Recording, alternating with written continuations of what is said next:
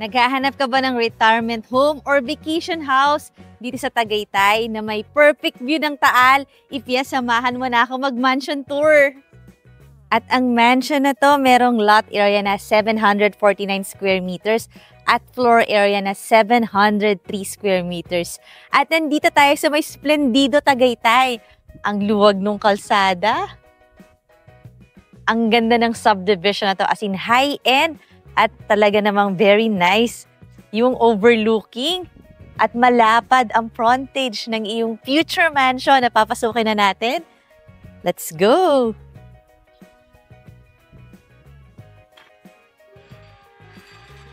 Kaya kung gusto mo nga ng tahimik na lugar, malamig at malapit din sa mga restaurants, very good tong Splendido Tagaytay. At eto na nga yung ating garage.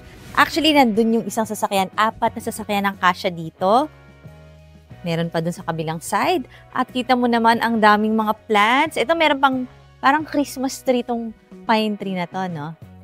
Tapos, syempre, and grande rin ang kanyang porch area. As in, covered. Syempre, para siyang wrap-around porch. May mga covered lanay dito. Ito yung side na to. Tapos meron din dun sa kabilang side. So parang naka-L yung ating lanay na fully covered. CCTV ready na rin to ha. Ang dami kong nakikitang mga CCTV dito sa bahay na to. At may mga seating area dito sa part ng lanay na to. Highly secured. Mataas din yung fence ng iyong future house. Ayan o. Medyo, I think this 5 feet. Tapos meron dong parang koi pond. Meron pang mini bridge. Sukin natin. May pagka-Mediterranean ang inspiration ng iyong mansion. At look at the door. Actually, dalawa yung door. Ito yung wrought iron door. May screen. Pwede siyang i-open. Tapos there's another door. Glass door naman siya. Ito yon. Bago natin ipagpatuloy ang ating house tour, request ko rin na i-click mo yung subscribe button ng ating channel na Home Search Philippines para updated ka lagi sa mga videos na magagandang bahay. Pasok na tayo!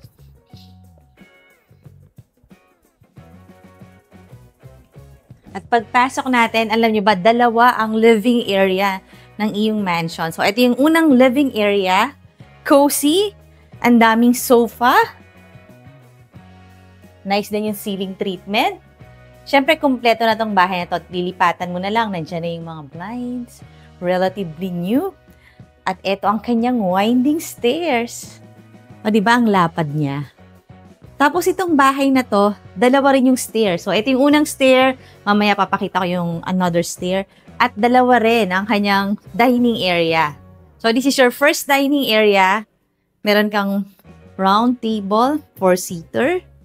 Tapos, accessible na to dito sa ating kitchen. So, punta na tayo dito. Dito muna tayo dadaan.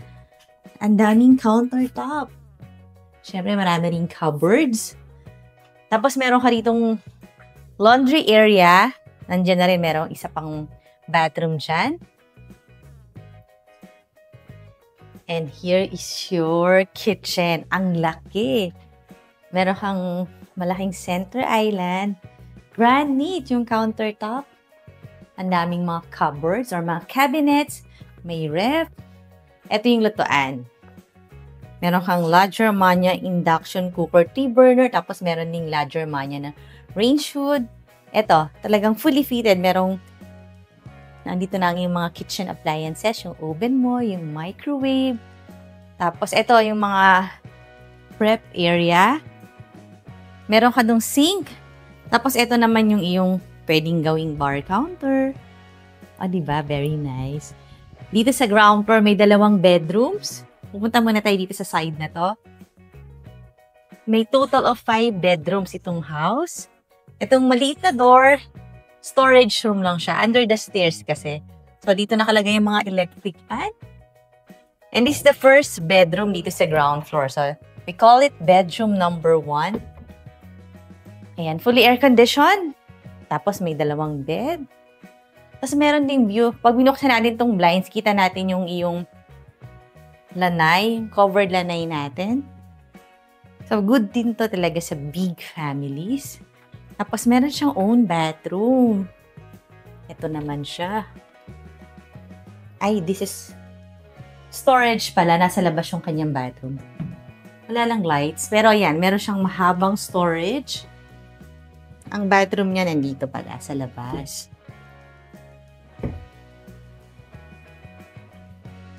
Ayan. Pwede siyang common bathroom or pwede rin siyang powder room. Ang ganda ng tiles, no? Ito. Very nice. Ang haba, actually, ng iyong bathroom. Tapos, ito tempered glass. Balik tayo dito sa may kitchen area.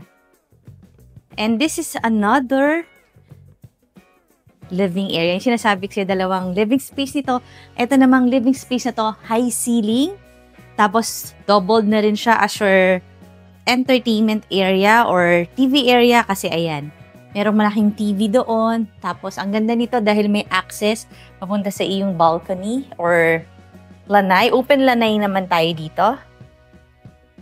Ang laki pa niya. Pero isa sa mga pinakamaganda yung view. May mga rainforest tayong makikita. Tapos ito, itong platform na to, pwede mo siyang gawing upuan. Pwede mo siyang patungan ng mga plants. Tapos kita natin dito yung condo ng Splendido. Pero itong area na to talagang malaki, no? O banda din naman dito sa part na to, medyo may konting steps lang. So pwede ka pang maglagay dito ng mga outdoor table and chairs. Pwede rin dito mag-party. Tapos pag bumaba ka dito, may garden ka pa doon. May mga nakikita pang mga plants. Tapos may grilling area. Tapos kung natatandaan nyo, meron tayong koi pond. Ayan siya. Tapos meron kang mini bridge. Pero from here, kita na rin naman dito yung Taal Volcano. Yung lake. Taal Lake. O, diba? Ang ganda nito, oh. Yung mga ganitong columns. Tapos ang taas, oh. O, papasok na ulit tayo.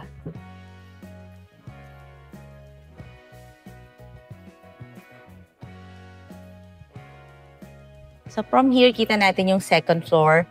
Pero, ang maganda sa retirement home, nasa ground floor ang master bedroom. So, hindi mo kailangan umakit ng second floor kung feeling mo parang medyo mahina na ang tuhod. Pwede dito sa ground floor ka na lang mag-bedroom. At ito na nga ang master bedroom. Second bedroom of this house is your huge master bedroom. Look. O, talagang malaki siya. Nasa size up nyo kasi may mga furnitures. Meron ka ditong sofa, tapos may TV, pwede ka manood. Tapos meron kang king size bed. Itong space na to, malaki to. Ayan, ito ang iyong king size bed. Tapos syempre may AC na. At isa sa mga na-appreciate ko dito sa iyong master bedroom, ang iyong malaking bathroom. Pasok natin dito.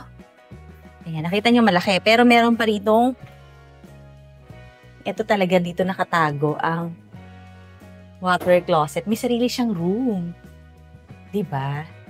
Ang taas pa nung kanyang door. Tangkad. So, hindi mo alam na dito pala yung iyong water closet.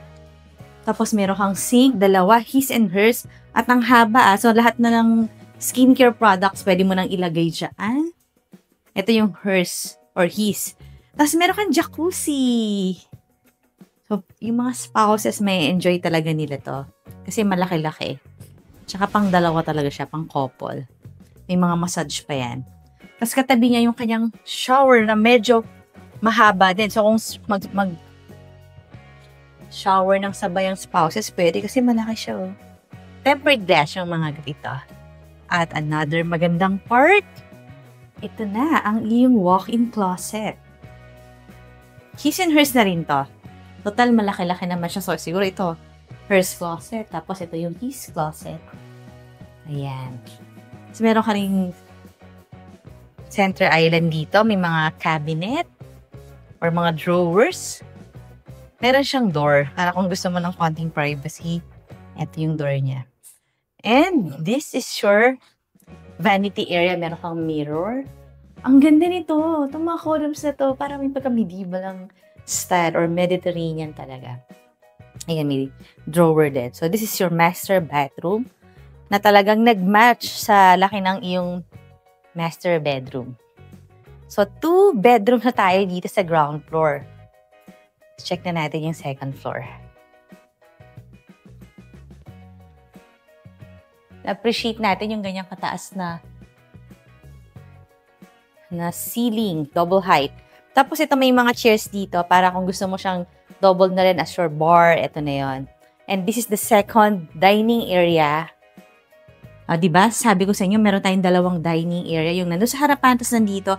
Pero both naman, parang 2 end ng kitchen, merong dining area. Tapos accessible uli dito sa part na to. Pinanggalingan na natin to. Pero gusto ko lang uli ma-recall ninyo. May mga step pababa kasi may garden ka doon. Medyo yung terrain niya hindi masyadong pantay. Pero hindi naman sobrang steep. Kasi ayan may mga ano ka dyan, garden. I think nasa baba yung helper's room. Subukan ko lang silipin. Let's go here, this side.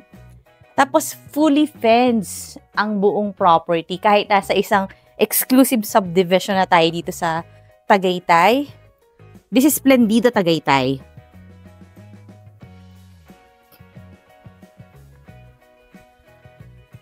Ayan, meron ka pang, I think that's storage area. Tapos, this is your garden. So, may pathwalk. Kung pupunta ka dun sa grilling area. Tapos, ito hindi ka na naman siguro magkaroon ng neighbor dito kasi medyo, paano na yan pababa na yung slope ng lupa. Tapos, ito yung way natin, yung side ng iyong house, so punta sa iyong garage. Pero check naman natin ang iyong second floor.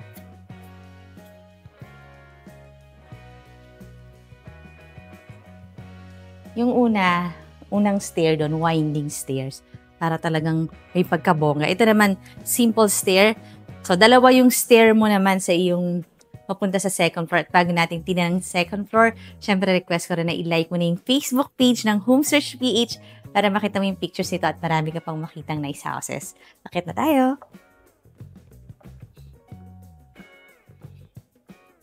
Yung price and full details sa description box. Below the video, pati yung number ko nasa screen. Kaya kung interested ka dito, tawagan mo na ako. Magki-tripping tayo. Napaka-ganda ng house na to. At ito naman ang kanyang family area or living area dito sa second floor. Pwede ka doon maglagay ng TV. Tapos ito, parang pwedeng manood. Di ba sa mga sinihan, parang ganito yung style ng mga upuan. At isang magandang part ng area na to, ng family area or living area dito sa second floor, is yung access sa balcony dito sa likod. O, diba? Ang laki ng iyong balcony dito. At ang pinaka best part, yung view. So, ang dami mong makikitang rainforest dyan. At ayun na yung Taal. Ayun na yung bundok. Ayun na yung lake. At siguro naman ito talaga unobstructed view na to. Hindi na dito magtatayo ng any building or anything kasi I think pababa na kasi yung lot doon. So, you have this view pag nandito ka sa iyong balcony. So, lalo na sa umaga, ang sarap dito mag-exercise, magkape kasi nga yung view talaga yung parang pinaka-ano dito binabayaran sa lugar na to.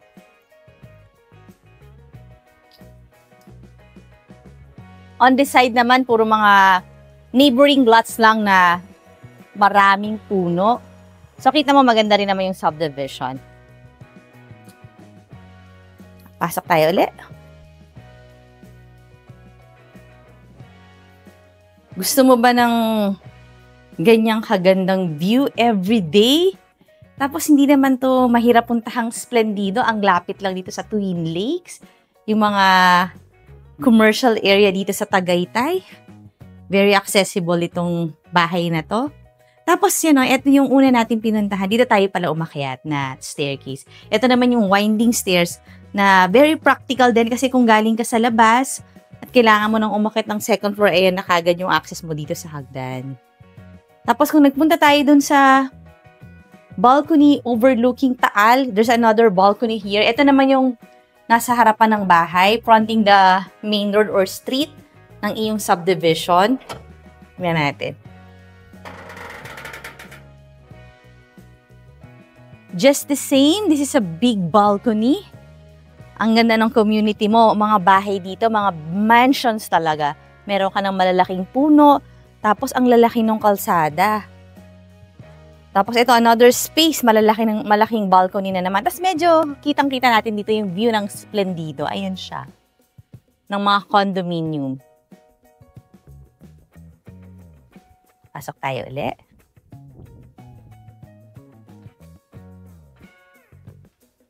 Nandito sa second floor ang 3 bedrooms. Uunahin na natin tong bedroom number 3. Malalaki yung bedrooms. It just so happen na ang dami lang talagang mga nakalagay na beds. And meron siyang own bathroom. This is good thing about sa mga rooms dito. Meron very own bathroom. Tapos malalaki as in mga sizable. Nice din yung mga design niya.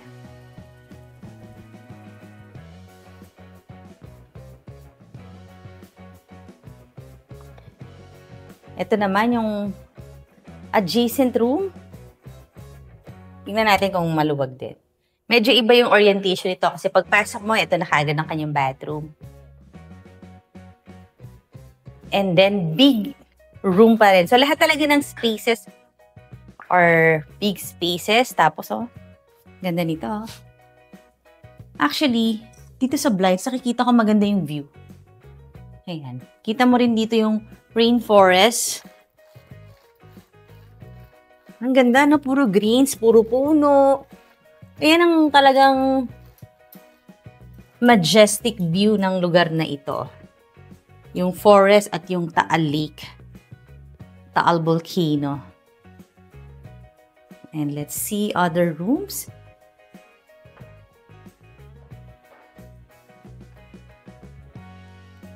Pero bago yon, meron ka ditong space, parang another sitting area. Dito naman yung iyong open to below. Siguro ang ganda dito during yung sunrise. Kasi and dyan kasi sumisikat yung araw sa part na yan.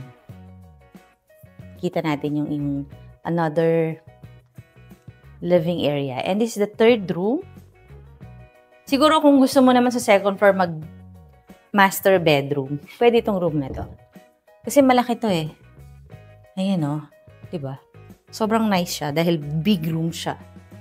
Siyempre lahat may AC, dalawang nakalagay na bed. Pero kung gagawin mo itong master bedroom, kasya dito kahit malaking California king size bed. Meron din siyang walk-in closet. Ayan. So, this is the hers closet and the his closet.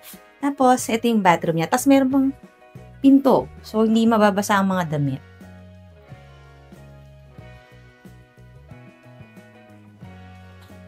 So, tayo dito ulit.